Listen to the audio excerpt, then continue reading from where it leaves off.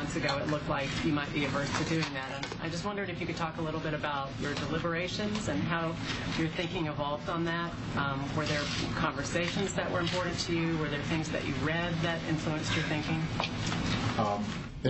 As everybody here knows, last year, upon a long period of reflection, I concluded that we cannot discriminate against same-sex couples when it comes to marriage. That the basic principle that America is founded on, the idea that we're all created equal, applies to everybody, regardless of sexual orientation, as well as race or gender or religion or ethnicity. I think that the same evolution that I've gone through is an evolution that the country as a whole has gone through. And I think it is a profoundly positive thing.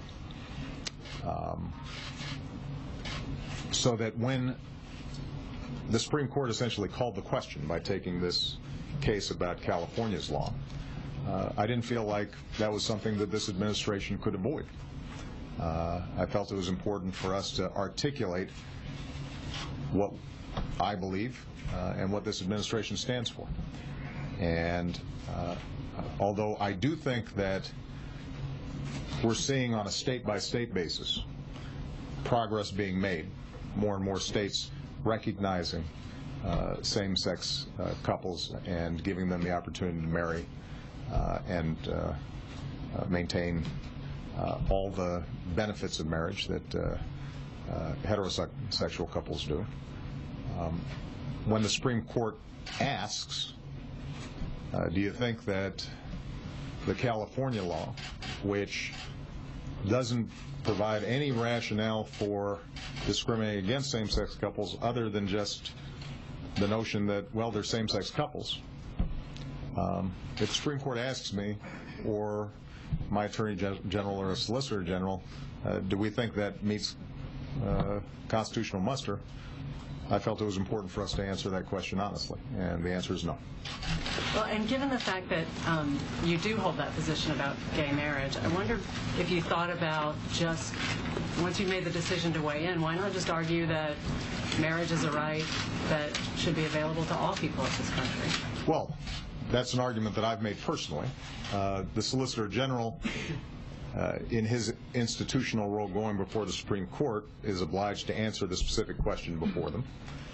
And the specific question presented before the court right now is whether Prop 8 and the California law is unconstitutional. And what we've done is we put forward a basic principle, which is which applies to all equal protection cases. Whenever a particular group is being discriminated against, the court asks the question, what's the rationale for this, and it better be a good reason. And if you don't have a good reason, we're going to strike it down. And what we've said is that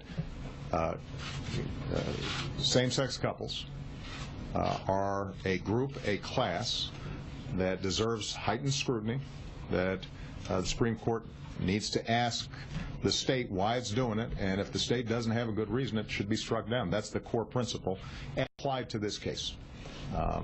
Now, what the court may decide that if it doesn't apply in this case, it probably can't apply in any case. There's no good reason for it. If I were on the court, that'd probably be the view that I'd put forward.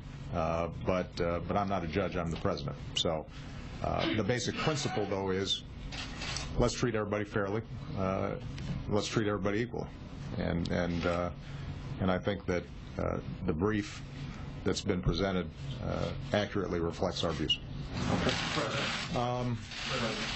Barry Shapiro. Thank you, Mr. President. You said a few minutes ago, and you've said repeatedly,